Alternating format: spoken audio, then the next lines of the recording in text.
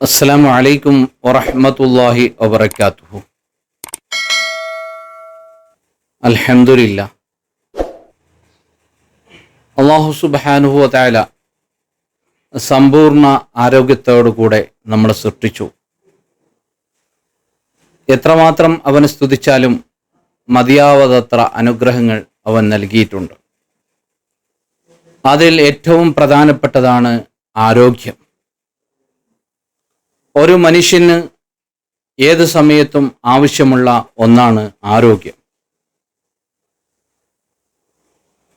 നബി സല്ലല്ലാഹു അലൈഹി വസല്ലമ തങ്ങൾ ഹദീസിലൂടെ പഠിപ്പിച്ചിട്ടുണ്ട്, നിഅമതാനി മഖ്ബൂനും ഫീഹിമ കസീറും മിനൻ നാസ് അസ്സിഹ്ഹത്തു വൽ ഫറാഹ്.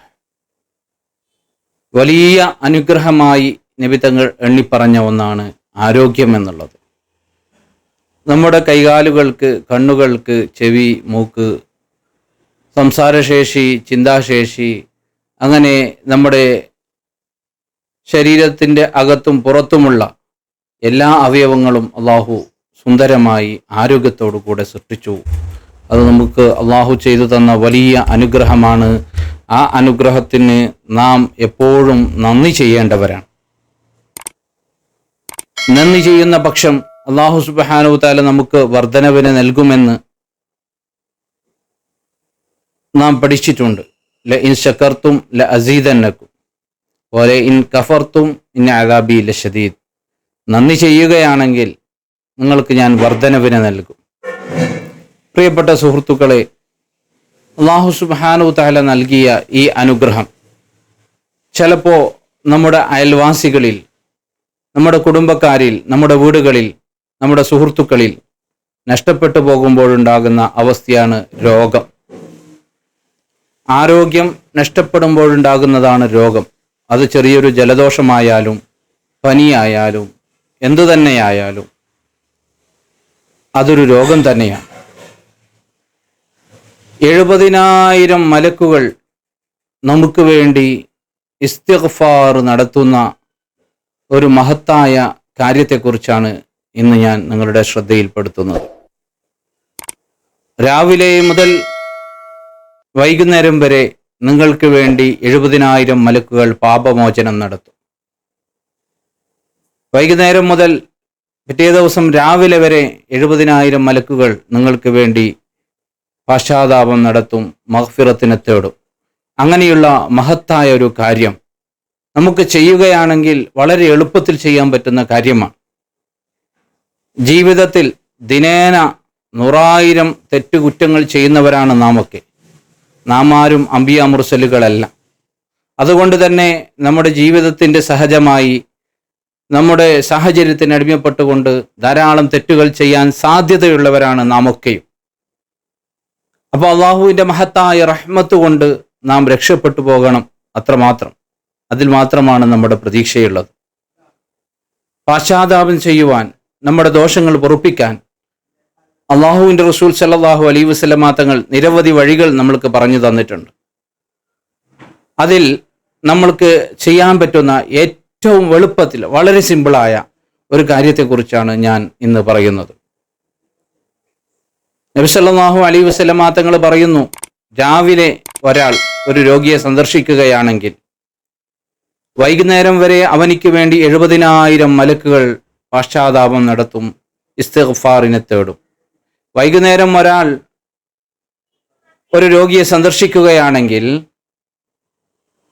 അദ്ദേഹത്തിന് വേണ്ടി രാവിലെ വരെ മലക്കുകൾ 70,000 മലക്കുകൾ ഇസ്തിഗ്ഫാറിനെ തേടുമെന്ന്. പ്രിയപ്പെട്ടവരെ, എത്രയും ചെറിയ ഒരു കാര്യം ചെയ്തുകൊണ്ട് വലിയ പുണ്യം നേടാനുള്ള അവസരം നാം ഒരിക്കലും നഷ്ടപ്പെടുത്തരുത്. നമ്മുടെ പരിസരങ്ങളിൽ, കുടുംബങ്ങളിൽ, ബന്ധുമിത്രാദികളിൽ, സുഹൃത്തുക്കളിൽ അങ്ങനെ പലരും പല പല അസുഖങ്ങളുള്ളവരുണ്ട്. അവിടങ്ങളിൽ പോയി സുഖവിവരങ്ങൾ അന്വേഷിക്കുകയും അവരുടെ രോഗശമനത്തിന് വേണ്ടി ദുആ ചെയ്യുകയും പ്രശ്നമില്ല, ഇൻഷാ അല്ലാഹ് എല്ലാം ശരിയാകും എന്നൊക്കെ ആശ്വാസവാക്കുകൾ നൽകിക്കൊണ്ട് നബി സല്ലല്ലാഹു അലൈഹി വസല്ലമ തങ്ങൾ രോഗികളെ കണ്ടാൽ ലാ ബഅസ തഹൂറുൻ ഇൻഷാ അല്ലാഹ് എന്ന് പറഞ്ഞ് ആശ്വാസപ്പെടുത്തിയിരുന്നു. പ്രശ്നമില്ല, എല്ലാം ശരിയാകും ഇൻഷാ അല്ലാഹ് എന്നുള്ള ആ അർത്ഥത്തിൽ വരുന്ന വാക്കുകൾ ഉപയോഗിച്ചുകൊണ്ട് നബി തങ്ങൾ അവരെ സമാധാനിപ്പിക്കുകയും അവരുടെ രോഗശമനത്തിന് വേണ്ടി പ്രാർത്ഥിക്കുകയും ചെയ്തിരുന്നു. രോഗിയുടെ അടുക്കൽ പോയാൽ അവരെ ആശ്വസിപ്പിക്കുന്നതിന് പകരം അവരുടെ മുമ്പിൽ വെച്ചുകൊണ്ട് അവരെ വേദനിപ്പിക്കുന്ന അതല്ലെങ്കിൽ പേടിപ്പിക്കുന്ന രൂപത്തിലുള്ള സംസാരം ഒരിക്കലും സംസാരിക്കരുത്. മഹാനായ ഉമർ ഇബ്നുൽ അബ്ദുൽ അസീസ് അവർ ഒരു ചരിത്രം നിങ്ങളുടെ മുമ്പിൽ ഓർമ്മപ്പെടുത്തുകയാണ്. മഹാനവരുകള് രോഗശയ്യയിലായിരിക്കെ ഒരാൾ അദ്ദേഹത്തെ സന്ദർശിക്കാൻ വന്നു. രോഗത്തെ കുറിച്ച് ചോദിച്ച് അറിഞ്ഞ ശേഷം അയാൾ പറയാണ്, ഈ രോഗം കാരണം ഈ രോഗം പിടിപെട്ട ഒരാളും ഇതുവരെ ജീവിച്ചിട്ടില്ല, സുഖം പ്രാപിച്ചിട്ടില്ല. വേറൊരാൾ പറഞ്ഞു, മറ്റൊരാൾ പറഞ്ഞു മരിച്ചു പോയിട്ടേ ഉള്ളൂ ഈ രോഗം വന്ന ആൾക്കാർ. ആ സമയത്ത് ഉമർ ഇബ്നുൽ അബ്ദുൽ അസീസ് പറഞ്ഞു, രോഗിയെ സന്ദർശിക്കുമ്പോൾ മരണവാർത്ത അറിയിക്കുകയല്ല വേണ്ടത്. രോഗിയെ സന്ദർശിക്കുമ്പോൾ പാലിക്കേണ്ട മര്യാദകളിൽപ്പെട്ടത് അവരെ സന്തോഷിപ്പിക്കുക. ഒരിക്കലും ആ രോഗത്തിൽ നിന്ന് അവർ തിരിച്ചു വരികയില്ല, മരണത്തിലേക്ക് അടുത്തിട്ടുണ്ട് എന്ന് നമുക്ക് ബോധ്യമായാൽ അവരോട് വസിയത്ത് ചെയ്യാനും തൗബയിലേക്ക് അവരെ പ്രേരിപ്പിക്കുകയുമാണ് വേണ്ടത്. രോഗവും ആരോഗ്യവും എല്ലാം നൽകുന്നവൻ അള്ളാഹുവാണ്. ആരെയാണ് എപ്പോഴാണ് രോഗിയാക്കേണ്ടത് അതെല്ലാം അള്ളാഹുവിൻ്റെ തീരുമാനമാണ്. മറ്റുള്ളവരുടെ രോഗത്തിൽ സന്തോഷിക്കുകയോ അതിനെ കളിയാക്കി ചിരിക്കുകയോ ഏത് കാരണത്താലും ഒരിക്കലും ചെയ്യാൻ പാടില്ല. എല്ലാവരുടെയും റബ്ബ് ഒരുവനാണ്. അവൻ ആർക്ക് അസുഖം കൊടുക്കണം, എപ്പോൾ കൊടുക്കണം എന്നൊക്കെ അവൻ്റെ തീരുമാനമാണ്.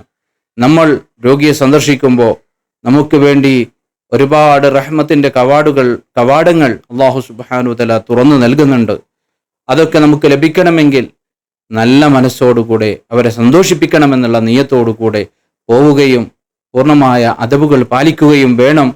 ഈ ഒരു രൂപത്തിൽ നാം സന്ദർശിക്കുമ്പോൾ 70,000 മലക്കുകൾ രാവിലെ മുതൽ വൈകുന്നേരം വരെയും വൈകുന്നേരം മുതൽ പിറ്റേ ദിവസം രാവിലെ വരെയും നമുക്ക് വേണ്ടി തൗബ ചെയ്യുന്നു, ഇസ്തിഗ്ഫാർ നടത്തുന്നു, നമുക്ക് വേണ്ടി പൊറുക്കലിനെ തേടുന്നു. അൽഹംദുലില്ലാ, മലക്കുകൾ നമുക്ക് വേണ്ടി ഇസ്തിഗ്ഫാർ ചെയ്താൽ തീർച്ചയായിട്ടും അവരുടെ തൗബ അള്ളാഹു സ്വീകരിക്കുകയും നമ്മളെ അള്ളാഹു കുറ്റക്കാരുടെ ലിസ്റ്റിൽ നിന്ന് മോചിപ്പിക്കുകയും ചെയ്യും.